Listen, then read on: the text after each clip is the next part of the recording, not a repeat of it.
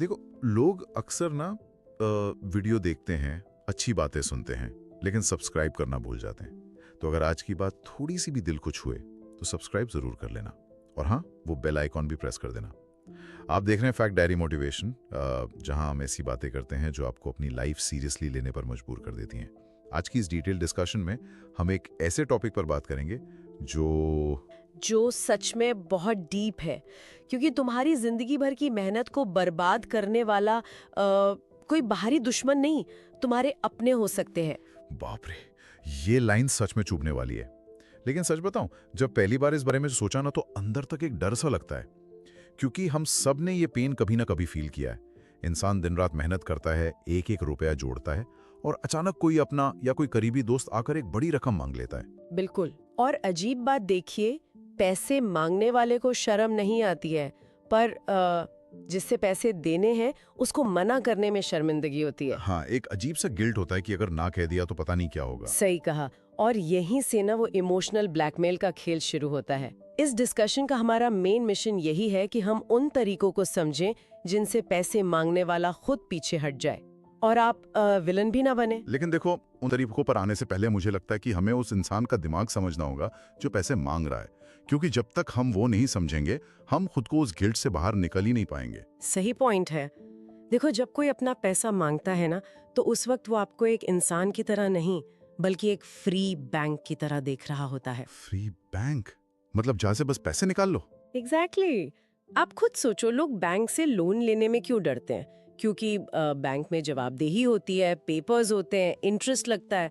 आपके पास आना सबसे आसान है। बस एक उदास चेहरा बनाओ, पुरानी दोस्ती या रिश्ते का वास्ता दो और काम हो गया। और हम पिघल भी जाते हैं, और यही हम सबसे बड़ी गलती कर बैठते हैं। हम अपने बच्चों के फ्यूचर के लिए जुड़ा हुआ पैसा ऐसे हाथों में दे देते हैं जहां से वो कभी वापस नहीं आना। हम ना इन्वेस्टर की जगह बस डोनर बन जाते हैं। और लोगों को लगता है कि ना बोलने से रिश्ता टूट जाएगा, पर रियलिटी ये है कि पैसे देने के बाद रिश्ता टूटने के चांसेस 100% बढ़ जाते हैं, क्योंकि जब आप अपने ही पैसे वापस मांगेंगे तो लड़ाई होगी। ये तो हर दूसरे घर की कहानी है। लेकिन प्रैक्टिकल बात करते हैं। सोच के देखो, अगर कोई घर पे बैठा है, रो रहा है, गिड़गिड़ा रहा है, तो उस पल खुद को पिघलने से कैसे रोकें? बुरा होता है तो हमारा दिमाग लॉजिक नहीं लगा पाता। हम बस उस ऑकवर्ड सिचुएशन से निकलने के लिए हाँ बोल देते हैं। हाँ, वे बस लगता है कि रोना बंद करेगी इसी तरह। राइट। तो रूल बहुत सिंपल है, कभी भी किसी भी हाल में उसी पल हाँ या ना मत कहो। तो मतलब चुप रहें? वो भी अजीब लगेगा ना। चुप नहीं रहना है, आपको ये बोलना है कि सुनो, मैं तुम्हारी परेशानी समझती हूँ, लेकिन मेरा सारा पैसा अलग अलग जगह इन्वेस्टेड है, मुझे अपने अकाउंट्स चेक करने होंगे और घर पर बात करनी होगी, मैं तुम्हें कल बताती हूँ। लेकिन रुको, अगर वो कसम खाने लगे तो? अगर वो बोले कि अभी दे दो वरना मेरी दुनिया लुट जाएगी, क्या वहां पत्थर बन जाना पॉसिबल है? मुश्किल है, पर यही तो टेस्ट है। ये 24 घंटे का रूल सबसे बड़ा हथियार है। अगर उसकी जरूरत सच में लाइफ एंड डेथ वाली होगी ना, तो वो आपके जवाब के लिए वेट नहीं करेगा, वो किसी और के पास जाएगा मदद के लिए। अच्छा, और अगर वेट कर रहा है मतलब अगर किसी जुए, सट्टे या किसी फालतू शो ऑफ के लिए पैसे चाहिए, तो वो आराम से 24 घंटे वेट करेगा। ये एक टेस्ट है उसके झूठ का। बाप रे, ये तो बहुत लॉजिकल है। मतलब हमने पहला अटैक रोक लिया, लेकिन अब 24 घंटे बीत गए और उसका दोबारा फोन आता है। अब तो छुप नहीं सकते ना। अब छुपना नहीं है, अब अटैक करना है। अटैक मतलब लड़ाई करनी है? लड़ाई नहीं, मतलब डिफेंसिव होके सफाई नहीं देनी है। अक्सर लोग एक्सक्यूजेस देते हैं कि यार मेरी खुद की ईएमआई चल रही है। ये सब मत बोलो, बैंक की तरह सोचो और सीधा सवाल पूछो। कैसा सवाल? बोलो, मैं मदद कर सकती हूँ, लेकिन मुझे 3 महीने बाद एक जरूरी पेमेंट करनी है। तुम्हारे पास पैसा लौटाने का एग्जैक्ट प्लान क्या है? पैसा कहाँ से आएगा? ओह वाओ, कहाँ से आएगा ना कि कब दोगे। ये तो बहुत बड़ा डिफरेंस है। एग्जैक्टली। कब दोगे का जवाब तो हर कोई दे देता है कि अगले महीने दे दूंगा, लेकिन कहाँ से दोगे, इसका जवाब सिर्फ वही दे सकता है जिसकी नीयत साफ हो। जो सच बोल रहा होगा वो बताएगा कि मेरी एक एफडी मैच्योर हो रही है या मेरा पेमेंट आने वाला है। और जो फ्रॉड करने आया है वो क्या बोलेगा? वो गोलमोल बातें करेगा, वो सडनली इमोशनल कार्ड खेलेगा, बोलेगा यार तुम्हें मुझ पर भरोसा नहीं है क्या? हाँ, ये भरोसा वाला वर्ड तो सबसे ज्यादा यूज होता है। तब क्या बोले इंसान? तब आता है हमारा साइकोलॉजिकल मास्टर स्ट्रोक। आपको बिल्कुल शांति से बोलना है कि देखो, भरोसा तो भगवान पर भी है, लेकिन प्रसाद लाइन में लगकर ही मिलता ओहो, क्या लाइन है ना? और आगे बोलो, मेरे लिए पैसा नहीं, हमारा रिश्ता ज्यादा अहम है। अगर तुम पैसा नहीं लौटा पाए तो मुझे पैसे का दुख नहीं होगा, तुम्हें खोने का दुख होगा। और मैं पैसे के लिए अपना रिश्ता नहीं तोड़ना चाहती। सच बताऊं, ये लाइन सच में एक बॉम्ब की तरह है। आपने ना भी नहीं कहा और पूरा बटन उसी पर डाल दिया। बिल्कुल। अब वो बहस कर ही नहीं पाएगा। लेकिन मान लो कोई बहुत ही ढीठ हो, जो पीछे ही पड़ जाए कि अरे पक्का दे दूंगा यार कसम से, तब क्या करें?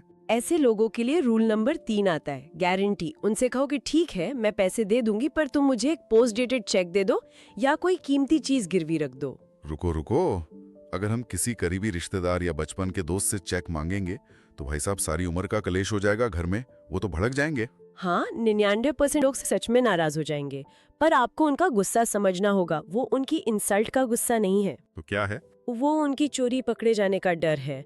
जो इंसान एक चेक साइन करने से डरता है, इसका सीधा मतलब है कि उसकी नीयत आपके पैसे वापस करने की थी ही नहीं। और एक बात हमेशा याद रखना, एक नाराज रिश्तेदार एक बेईमान देनदार से 100 गुना बेहतर है। सही बात है। ये तो वही बात हो गई कि जैसे कोई आपकी गाड़ी मांगे और आप कहो कि ले जाओ लेकिन पेट्रोल फुल करा देना। कोई भी फ्री की सवारी के लिए अपनी जेब से पैसे नहीं देना चाहता। एग्जैक्टली।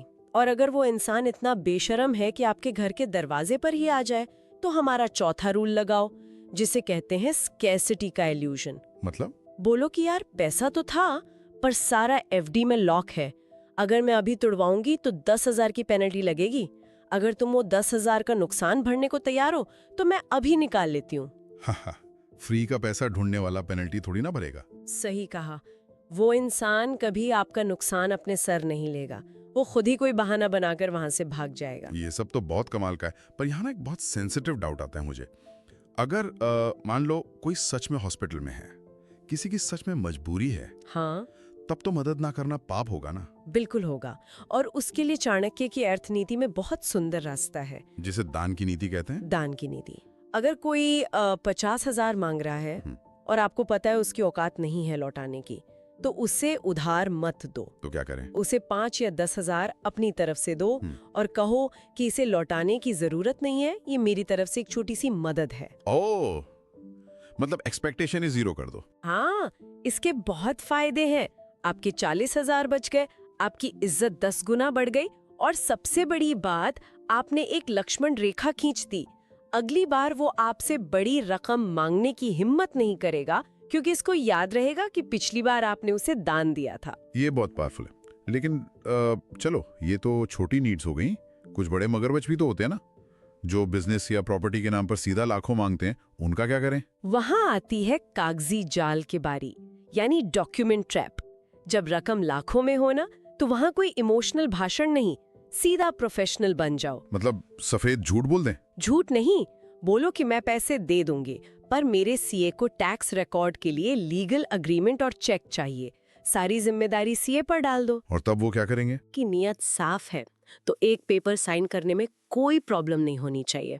और अगर वो भाग रहे हैं तो समझ लो आप लुटने से बच गए। सच में कानून जुबान नहीं मानता, सिर्फ कागज मानता है। और एक बात मुझे लगती है कि ना कहना स्वार्थ नहीं है, ये अपनी मेहनत की रिस्पेक्ट करना है। सही पकड़ा आपने। और इस डीप डाइव को खत्म करते हुए मैं एक बहुत कड़वा सच बोलना चाहती हूँ। रिश्ते की कीमत तय करना सीखो। अगर कोई इंसान सिर्फ इसलिए रिश्ता तोड़ देता है क्योंकि आपने उसे पैसा नहीं दिया, तो यकीन मानो वो रिश्ता कभी था ही नहीं। बाप रे, वो रिश्ता कभी था ही नहीं। हाँ, वो बस एक सौदा था, एक ट्रांजैक्शन जो आपके इनकार करते ही टूट गया। ऐसे फर्जी रिश्तों को धोने से अच्छा है अपने फ्यूचर को सेफ रखो। ये लाइन सच में दिमाग में छपने वाली है। तो भाई, अगर सच में लाइफ चेंज करनी है ना, तो रुकना बंद करो, एक्शन लेना स्टार्ट करो। और ऐसे ही लाइफ चेंजिंग कंटेंट के लिए चैनल को सब्सक्राइब जरूर करो। आज हमने देखा कि कैसे अपनी मेहनत की कमाई को बचाना कोई पाप नहीं, बल्कि समझदारी है। अब फैसला तुम्हारे हाथ में है। एक्शन लोगे या वेट करोगे? कंफर्ट या ग्रोथ? यस या नो?